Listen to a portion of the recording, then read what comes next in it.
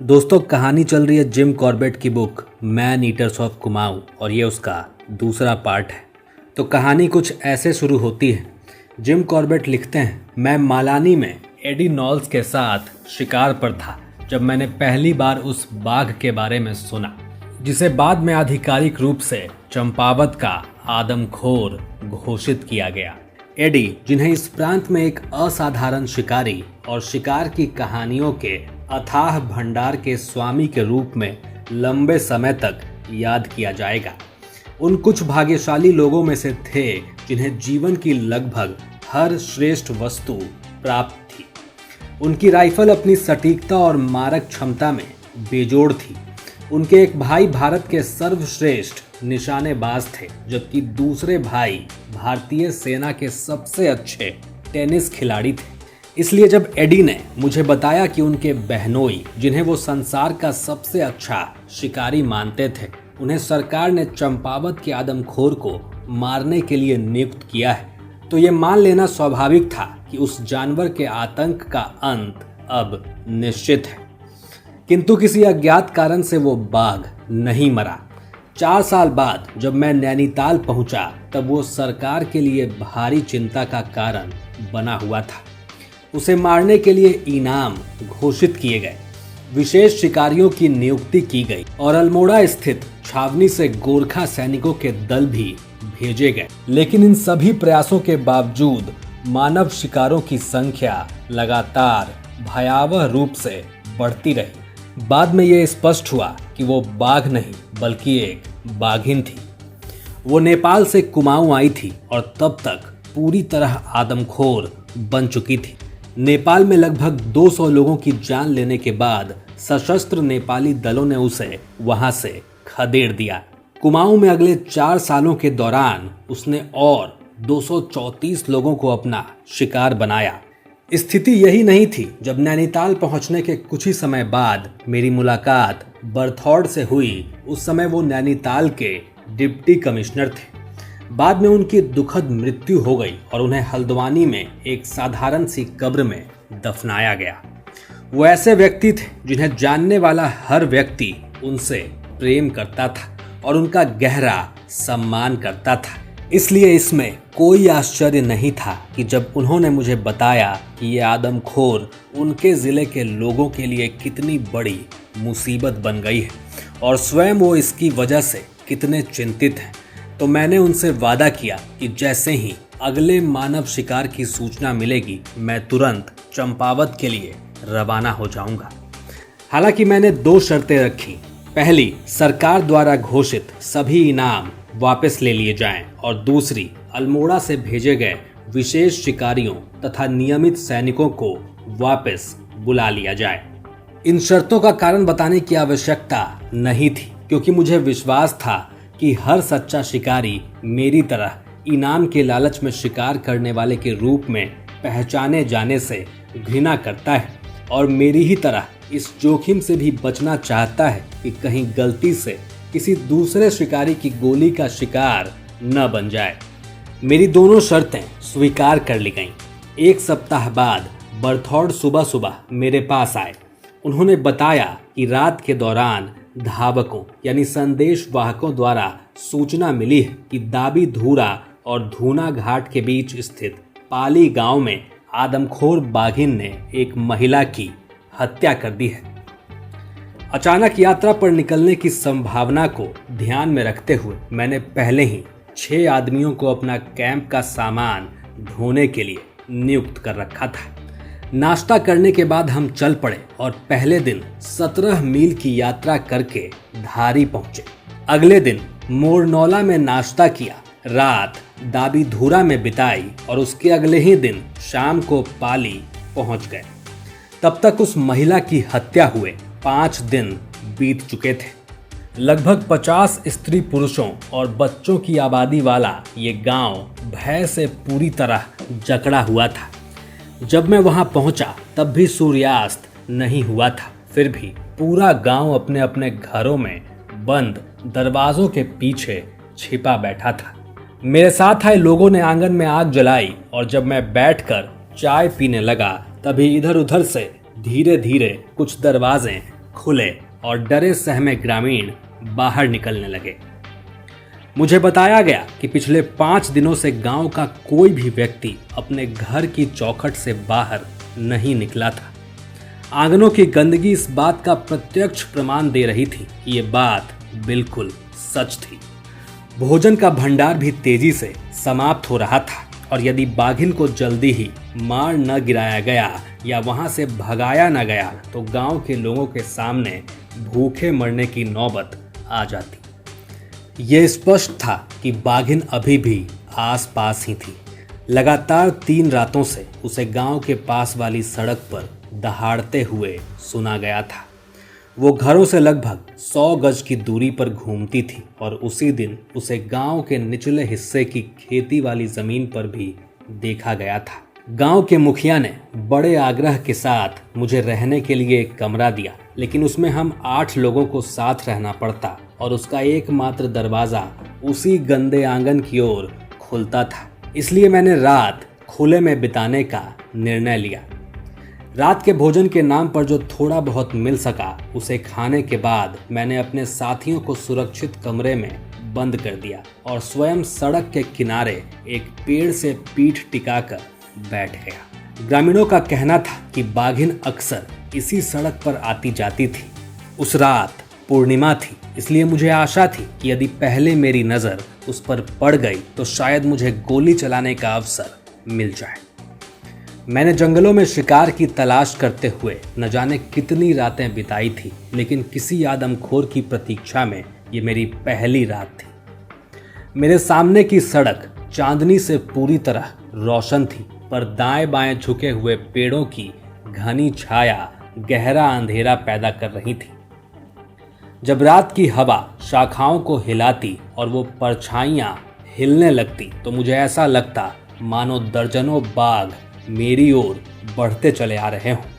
उस समय मुझे अपने उस आवेग पर गहरा पछतावा हुआ जिसने मुझे स्वयं को एक आदमखोर की दया पर छोड़ देने के लिए प्रेरित किया था। लेकिन मुझ में इतना साहस भी नहीं था कि गांव लौटकर ये स्वीकार कर लेता कि मैं अपने ही ऊपर लिया हुआ ये कार्य पूरा करने से बहुत डर गया हूँ। भय और ठंड दोनों के कारण मेरे दांत किटकिटा रहे थे और मैं पूरी लंबी रात वहीं बैठा रहा। जब भोर की हल्की रोशनी सामने दिखाई देने वाली हिमालय की पहाड़ियों पर फैलने लगी तब मैंने अपने घुटनों को मोड़कर उस पर सिर टिका लिया। लगभग 1 घंटे बाद मेरे साथी मुझे उसी अवस्था में गहरी नींद में सोता हुआ पाया। पूरी रात न तो मैंने बाघिन को देखा था और न ही उसकी कोई आवाज सुनी थी। गांव लौटकर मैंने लोगों से अनुरोध किया कि वो मुझे उन स्थानों पर ले चलें जहां समय समय पर गांव के लोगों की हत्या हुई थी। वो ये देखकर स्वयं भी हैरान थे कि मैं रात भर जीवित बच गया, लेकिन इसके बावजूद वो मेरे साथ जाने के लिए तैयार नहीं हुए। अंततः उन्होंने आंगन में खड़े खड़े केवल उस दिशा की ओर इशारा कर दिया जहां ये हत्याएं हुई थी। ग्रामीणों ने मुझे बताया कि हाल की हत्या जिसकी वजह से मैं वहां आया था गांव के पश्चिम में स्थित पहाड़ी के कंधे यानी ढलान के आसपास हुई थी।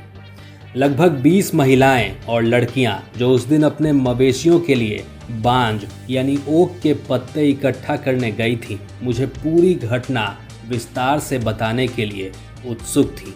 उनके अनुसार वो दोपहर से लगभग 2 घंटे पहले गांव से निकली थी।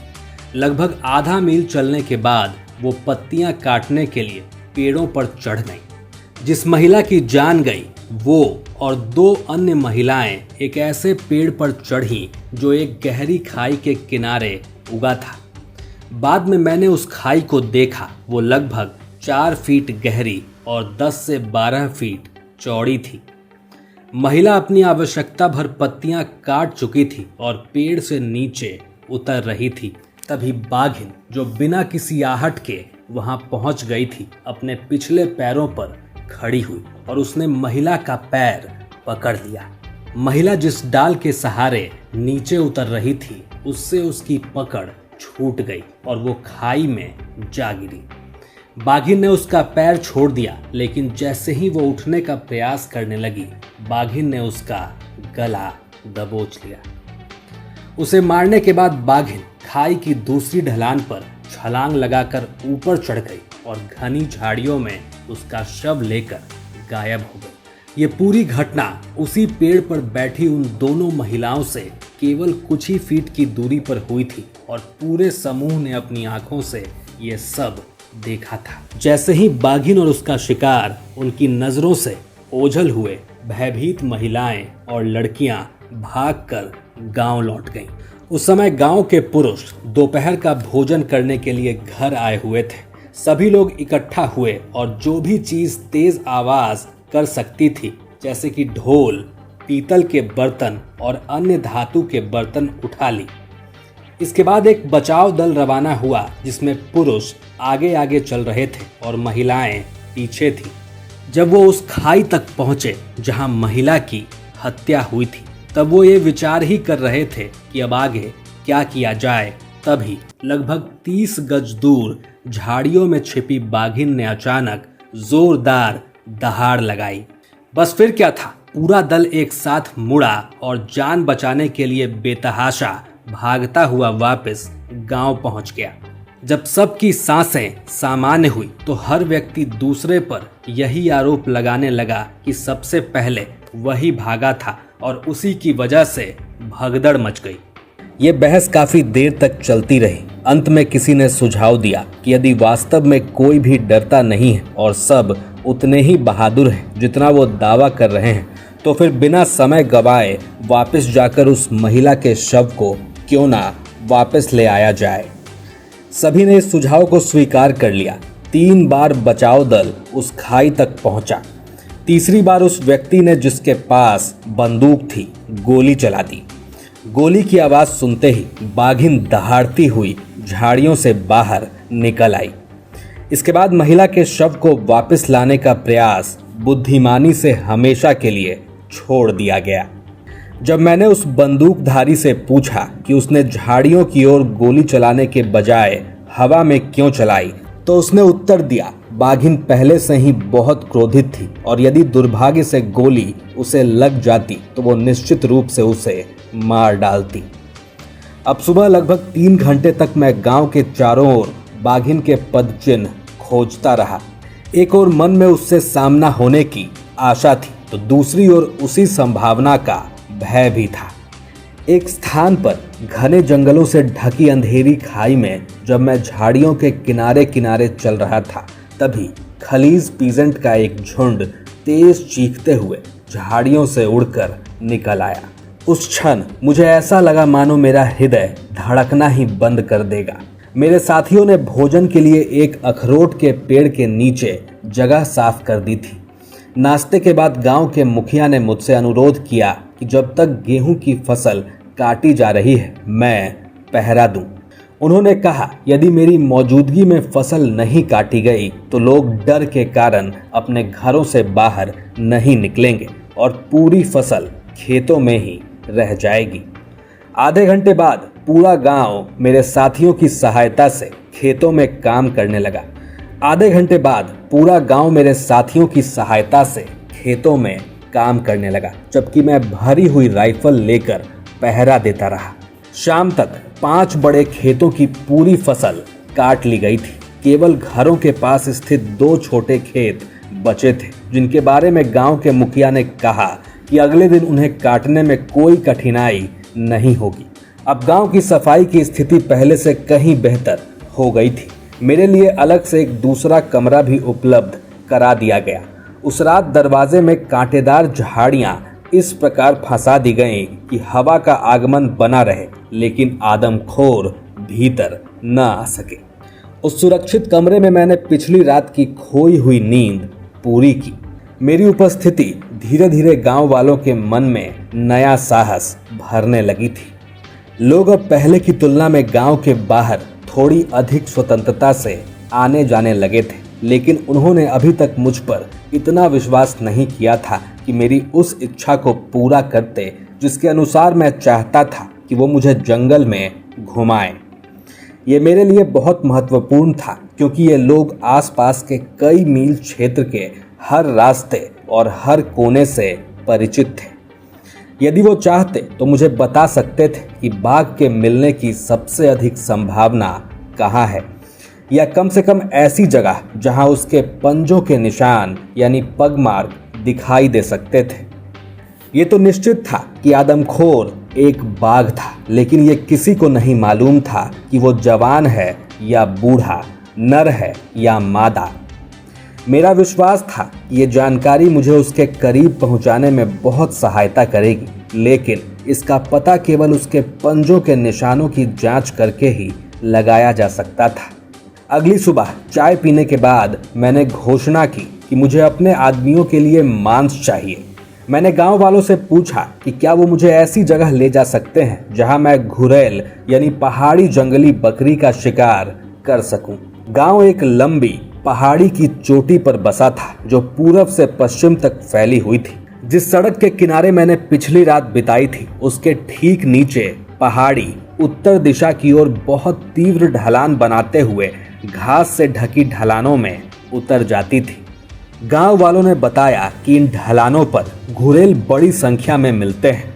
ये सुनकर कई लोग स्वयं मुझे रास्ता दिखाने के लिए तैयार हो गए। मैंने अपनी खुशी प्रकट होने नहीं दी।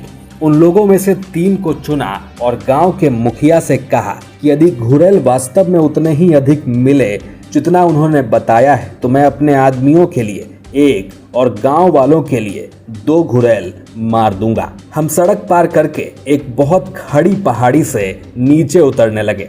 मैं दाएं बाएं पूरी सतर्कता से नजर रखे हुए था, लेकिन कहीं भी बाघ का कोई संकेत नहीं मिला। करीब आधा मील नीचे उतरने पर 2 गहरी खाइयां एक स्थान पर मिलती थी। वहां से दाईं ओर की चट्टानी और घास से ढकी ढलान साफ दिखाई देती थी। मैं अपनी पीठ के पीछे खड़े एक अकेले चीड़ के पेड़ का सहारा लेकर कुछ देर तक उसी ढलान को ध्यान से देखता रहा।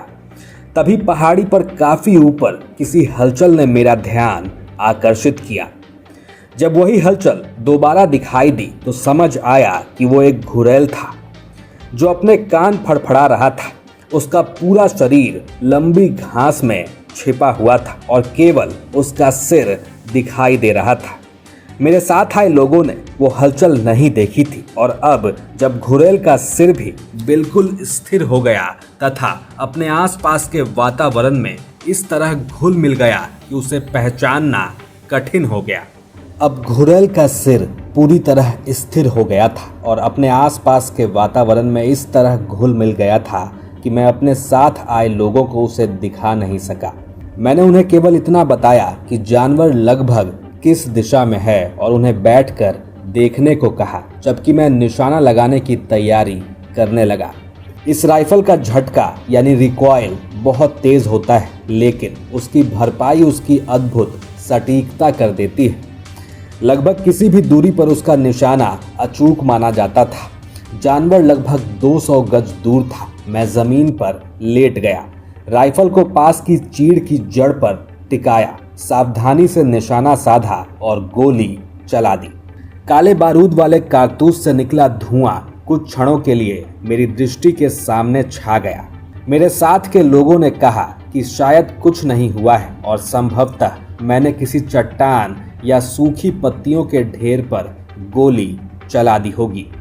मैं अपनी जगह से हिला नहीं, राइफल में दोबारा गोली भरी और ध्यान से देखने लगा। तभी वहां जहां मैंने निशाना लगाया था उससे थोड़ा नीचे घास हिलती दिखाई दी और घुड़ैल का पिछला हिस्सा नजर आया।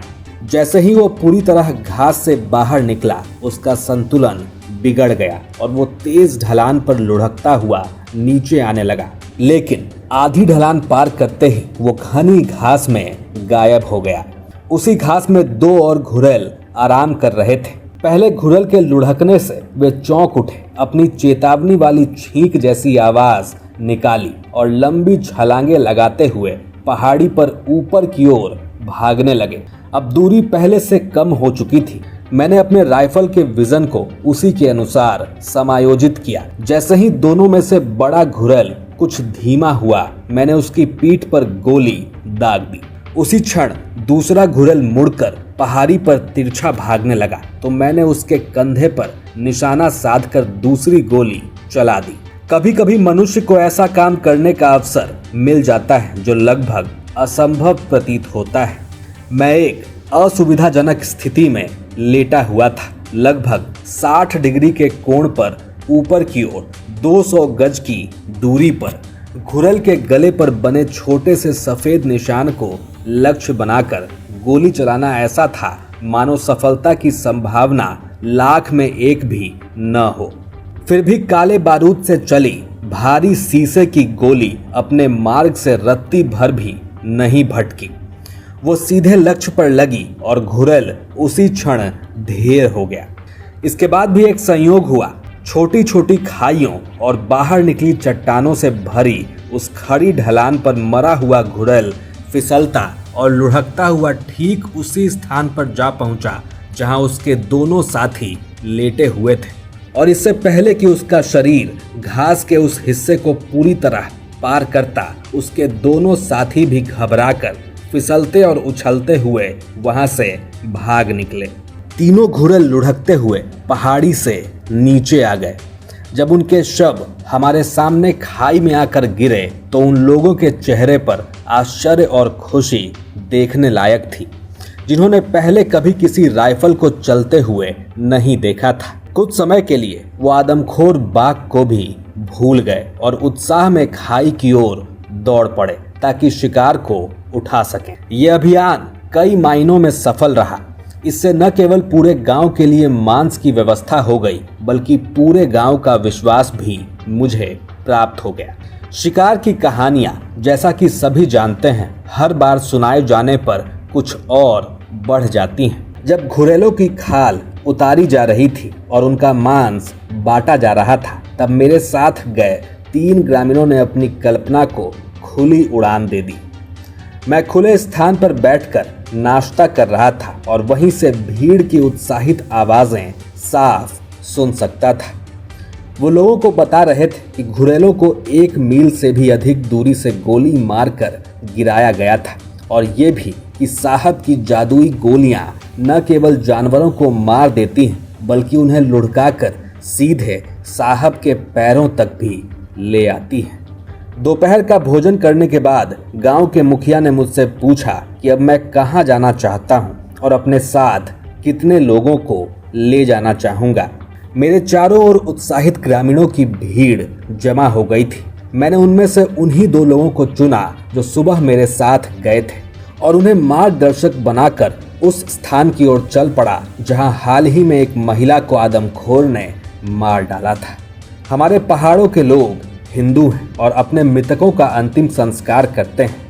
यदि किसी व्यक्ति को कोई आदमखोर उठा ले जाए तो उसके परिजनों का ये धार्मिक कर्तव्य होता है कि वो अंतिम संस्कार के लिए उसके शरीर का जितना भी भाग मिल सके उसे वापस लाएं, चाहे वो केवल हड्डी का एक छोटा सा टुकड़ा ही क्यों ना हो। इस महिला का अंतिम संस्कार अभी नहीं हुआ था। जब हम वहां जाने लगे तो उसके परिजनों ने हमसे विनती की थी कि यदि हमें उसके शरीर का कोई भी हिस्सा मिले तो उसे अवश्य वापस लाएं, ताकि उसका विधि पूर्वक अंतिम संस्कार किया जा सके। बचपन से ही मुझे जंगल के संकेतों को पढ़ने और उनका अर्थ समझने का शौक रहा है। इस मामले में मेरे पास उन लोगों का विवरण तो था जिन्होंने अपनी आंखों से पूरी घटना देखी थी, लेकिन प्रत्यक्षदर्शियों की बातें हमेशा पूरी तरह विश्वसनीय नहीं होती। इसके विपरीत जंगल में छूटे हुए निशान कभी झूठ नहीं बोलते। वो वहां घटी हर घटना का सच्चा और मौन रिकॉर्ड अपने भीतर संजोए रखते हैं। जब मैं उस स्थान पर पहुंचा तो जमीन पर एक नजर डालते ही मुझे समझ में आ गया कि बाघिन केवल एक ही रास्ते से बिना किसी की नजर में आए उस पेड़ तक पहुंच सकती थी, और वो रास्ता एक छोटी खाई यानी एक ravine के भीतर से ऊपर की ओर आता था। मैं पेड़ से लगभग 100 गज नीचे खाई में उतरा और धीरे धीरे ऊपर की ओर बढ़ने लगा। 2 बड़ी चट्टानों के बीच जमा हुई महीन मिट्टी में मुझे बाघ के पंजों के निशान मिले। इन निशानों से स्पष्ट हो गया कि ये एक बाघिन थी जो अपनी उम्र के चरम से कुछ आगे निकल चुकी थी। खाई में थोड़ा और ऊपर पेड़ से लगभग 10 गज की दूरी पर एक चट्टान के पीछे बाघिन लेटी हुई थी। संभवतः वो उसी स्थान पर छिपकर उस महिला के पेड़ से नीचे उतरने का इंतजार कर रही थी।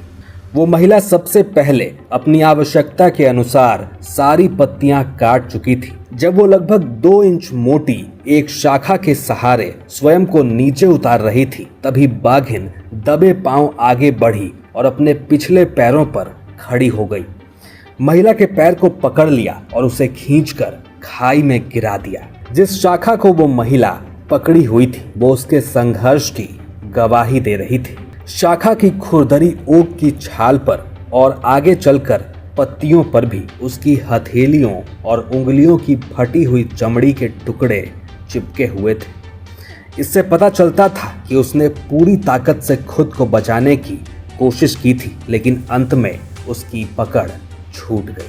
जहां बाघिन ने उस महिला को मारा था वहां संघर्ष के स्पष्ट निशान और सूखे हुए रक्त का एक बड़ा धब्बा मौजूद था। वहीं से सूख चुकी लेकिन साफ दिखाई देने वाली खून की रेखा खाई को पार करती हुई सामने वाली ढलान पर ऊपर जाती थी। हम उस खून की रेखा का पीछा करते हुए वहां पहुंचे जहां वो खाई से बाहर निकली थी।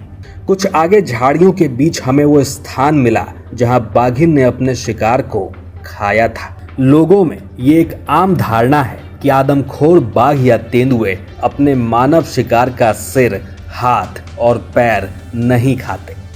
ये धारणा बिल्कुल गलत है। यदि उन्हें कोई बाधा न पहुंचे तो वो सब कुछ खा जाते हैं, यहाँ तक कि खून से सने कपड़े भी, जैसा कि मैंने एक अन्य अवसर पर स्वयं देखा था। लेकिन वो एक अलग कहानी है जिसे मैं किसी और समय सुनाऊंगा। इस बार हमें उस महिला के कपड़े और उसकी कुछ हड्डियों के छोटे छोटे टुकड़े मिले। हमने उन्हें उसी साफ कपड़े में सावधानी से लपेट लिया जिसे हम विशेष रूप से इस उद्देश्य के लिए साथ लाए थे। हालांकि ये अवशेष अत्यंत कम और दयनीय थे, फिर भी वो अंतिम संस्कार की उस रस्म के लिए पर्याप्त थे, जिससे ये सुनिश्चित हो सके कि उस उच्च जाति की महिला की अस्थियां मां गंगा तक पहुंच सके। चाय पीने के बाद मैं एक और दुखद घटना के स्थान पर गया। मुख्य गांव से सार्वजनिक सड़क द्वारा अलग कुछ एकड़ की भूमि का एक छोटा सा खेत था। इस खेत के मालिक ने सड़क के ठीक ऊपर पहाड़ी ढलान पर अपने लिए एक झोपड़ी बना रखी थी। उस व्यक्ति की पत्नी, जो उसके 2 बच्चों, 4 साल के एक लड़के और 6 साल की एक लड़की की माँ थी, 2 बहनों में छोटी थी। एक दिन दोनों बहनें झोपड़ी के ऊपर वाली पहाड़ी पर घास काट रही थी कि अचानक बाघिन प्रकट हुई और बड़ी बहन को उठाकर ले गई। छोटी बहन हाथ में अपनी दराती लहराती हुई लगभग 100 गज तक बाघिन के पीछे दौड़ी। छोटी बहन हाथ में अपनी दराती लहराती हुई लगभग 100 गज तक बाघिन के पीछे दौड़ी। वो लगातार चिल्ला रही थी कि उसकी बहन को छोड़ दे और उसकी जगह उसे ले जाए। वीरता का ये अविश्वसनीय कार्य मुख्य गांव के लोगों ने अपनी आंखों से देखा था। लगभग 100 गज तक मृत महिला को ले जाने के बाद बाघिन ने उसे नीचे रखा और अपना पीछा करने वाली की ओर मुड़ गई। एक जोरदार दहाड़ के साथ वो उस बहादुर स्त्री पर झपटी। वो तुरंत मुड़ी और पहाड़ी से नीचे सड़क पार करती हुई गांव की ओर भागी। स्पष्ट था कि उसका उद्देश्य गांव वालों को उस घटना की सूचना देना था जिसे वो स्वयं पहले ही देख चुके थे। उस समय उस स्त्री की अस्पष्ट आवाजों को लोगों ने उसकी हाँफ, भय और अत्यधिक उत्तेजना का परिणाम समझा। लेकिन जब पूरी तेजी से भेजा गया बचाव दल असफल होकर लौट आया, तभी पता चला कि उस स्त्री की बोलने की शक्ति पूरी तरह चली गई थी। जब मैं उस 2 कमरों वाली झोपड़ी तक पहुंचा जहां वो स्त्री कपड़े धो रही थी, तब उसकी आवाज गए पूरे 12 महीने हो चुके थे।